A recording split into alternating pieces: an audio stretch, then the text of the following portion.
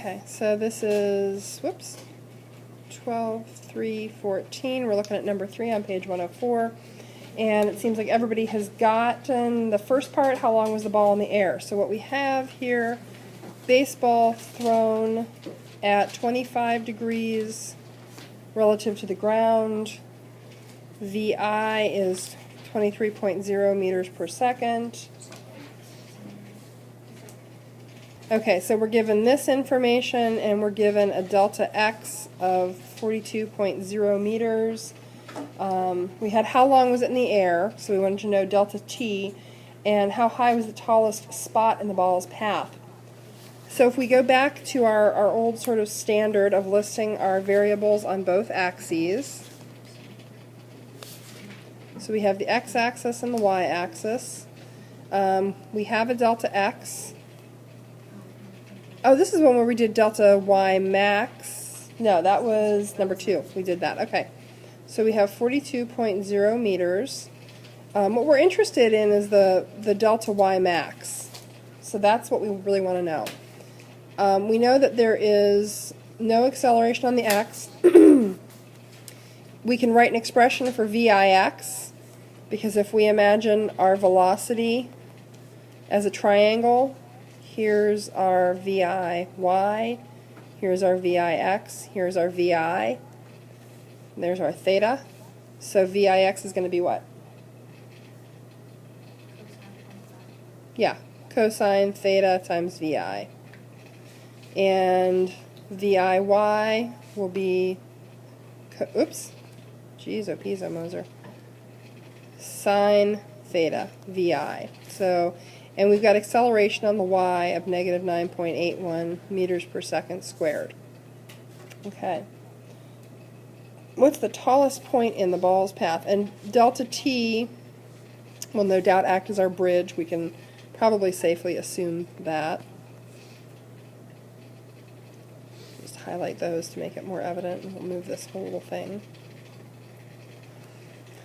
Okay. So with this, we could say VIX equals delta x delta t. We're interested in delta y max. So what's going to be true at the point when it's at its highest point in flight? The velocity on the y-axis is going to go to 0. So we're going to have a VFY of 0. So what we're looking for is some equation that ties together delta y, acceleration, VI, VF. But we have to acknowledge that there's motion on the x-axis as well. Okay. So do we have an equation that ties together delta y, acceleration, VI, and VF? Is there anything that you look at on your list that does that?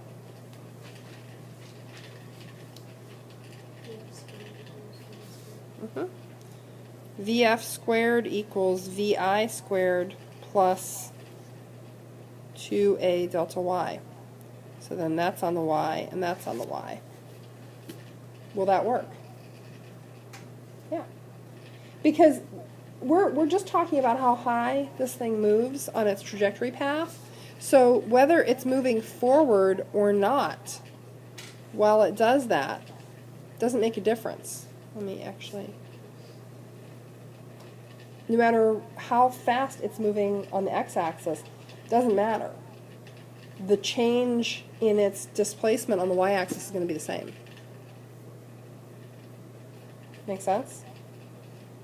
So again, you're listing things, and you're looking to see what you can connect.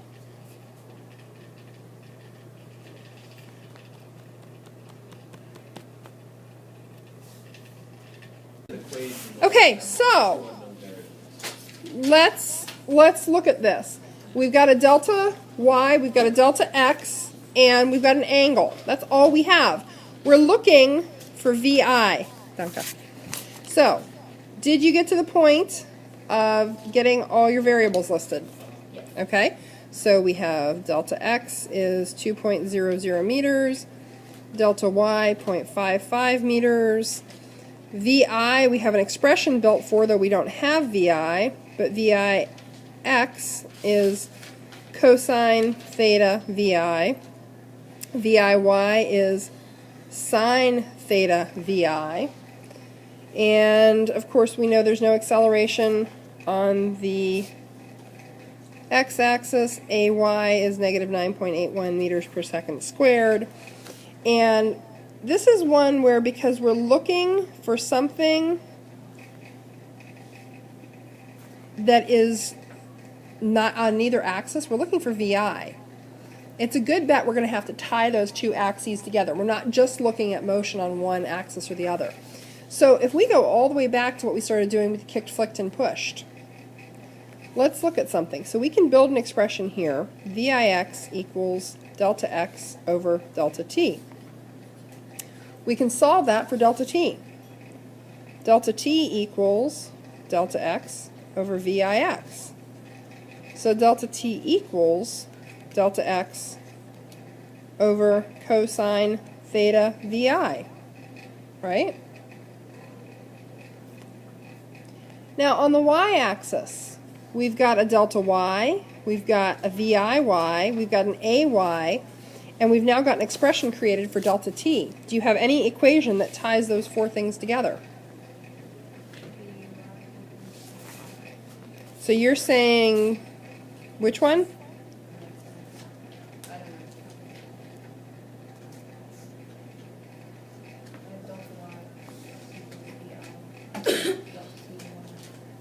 Beautiful. Okay. Can you now plug this expression in for delta t? Okay. Did you go down this road and you got stuck? I forgot to put the VIX. Mm-hmm. I forgot to put the VI after substitute. Okay. So your problem is not approach. And did you finally get it? Now. Okay, awesome. That is the correct approach. Now, there's some mighty ugly algebra in there. Like, mighty ugly. There's also a trig identity in there that will simplify your life. Did you use the trig identity, Brittany? I literally just wrote down, I plugged in all the things except for the delta t's because I didn't Okay. know what to do. Okay. All right. So with that, see if you can get it. I got it all the way through, but then I have an entry error on my calculator. So let's walk through the algebra on this together. So we have, well, let's borrow some stuff from the other. Okay. So if we take delta y equals VIY delta t plus 1/2 a delta t squared.